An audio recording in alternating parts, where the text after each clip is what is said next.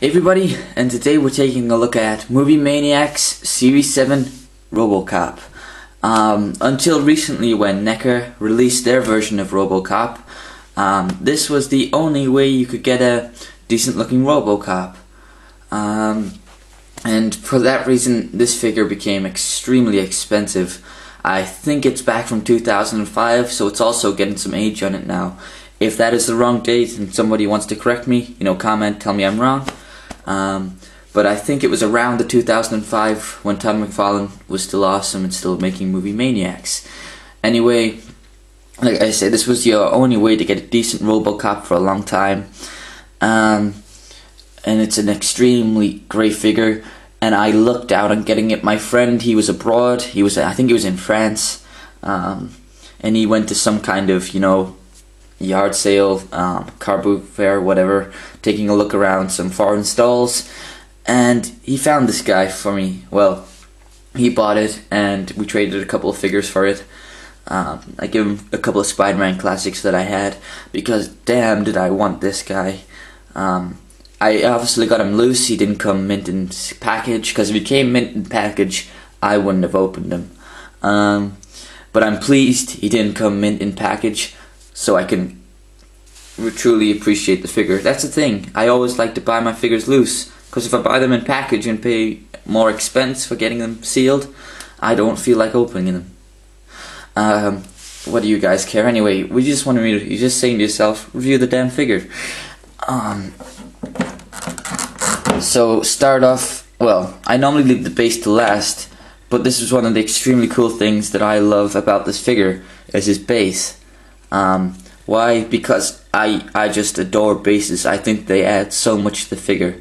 I believe this is from the warehouse scene in RoboCop 1. See, there's some Uzis on the floor there, some bullet casings, some mailbox, I don't know, maybe they ordered food or something. And this kind of, I assume this is one of the supports for the building, but it kind of looks like a trash can. I think when you buy the figure, this may be a separate piece that you plug on. I may be wrong, I didn't buy the figure in box.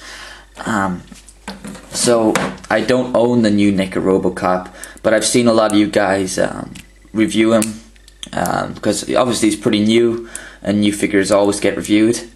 This has been reviewed a few times, but since everybody's reviewing the new NECA RoboCop, I thought, hey, why not say to the people, hey guys, I'm still here.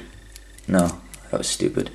But even though I think the NECA RoboCop looks nice, I still prefer this one tenfold, A lot of people complained about griped about the NECA RoboCop because he had the flat silver kind of paint scheme from RoboCop 1. Even though this is supposed to depict RoboCop from RoboCop 1, you can see, I hope the camera's picking it up, he has this nice blue wash to the silver. I think it's more prominent in the chest area. The camera's not picking up all too well, but trust me, in hand, he kind of has the silver, and on the kind of, I guess, his robot pecs, there's this nice blue, and blue running down his robot thighs. It's all good. The black is just a solid black. I think it's got a bit of gloss. You can see this light shimmering on it there. And on the gloves again, you can see it's got the kind of glossy black plastic, but for the most part, it is a flat color. So like I say, and this is one thing that I like about this figure more. I think the face sculpt's a lot nicer. I think the jawline just looks a lot more like the actor, and I'm not even going to pretend to know the actor's name. I just don't know.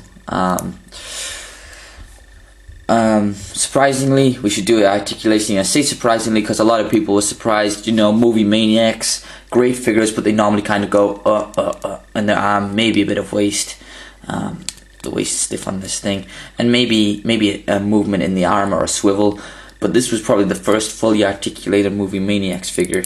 The head swivels left to right. You could probably do a 360, but it's really stiff, so I don't want to force it. The arms are on a very limited pin and socket joint because of the arm up here.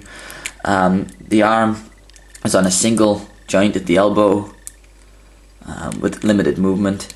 His fists could rotate 360 degrees, but like I say, very stiff, don't want to break it. Same idea with this arm. He could rotate 360 degrees at the waist. Once again, don't want to break it. He has a limited pin and socket joint in the legs. One single articulation point at the knee, and one single articulation point at the foot. And this is also a thing that I love more about the McFarlane RoboCop that I have here. I think the pistons look just a lot cooler. Also, I can't show you obviously because I don't have the NECA RoboCop, but trust me, this one is just that little bit nicer on detail. I know the NECA RoboCop did a really good job, but when I looked at him at the store, he looks great, but not as great as this guy in my personal opinion as a reviewer. Really great figure. Oh, unfortunately though, still there was no gun compartment for him to holster his gun. That would have been really cool, and I kind of think that was a missed opportunity by NECA to improve upon this already fantastic 10 out of 10 figure. There's nothing I really have wrong with it. One thing that I will say, if I can get it out of his hand here before I end the review, put him back on his base here, is that the handgun to me, even though it looks pretty nice, it looks just a tiny bit wimpy. I mean, you can see it doesn't look too big. Maybe because if you check the new NECA RoboCop, the handgun was massive, maybe even a bit too massive. I want something in the middle. Maybe I should shut up and stop griping, stop being an asshole, but that's just the way I am.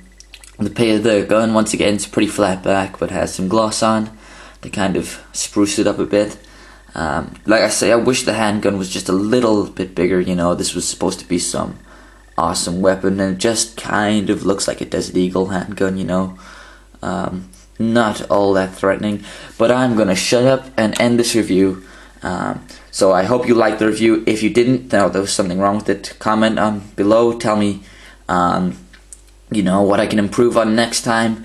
If you like the review or you have any questions, please comment, and please check my channel. Have any requests of figures that I may have, check my collection videos, and requests, comments, and I will see you guys next time.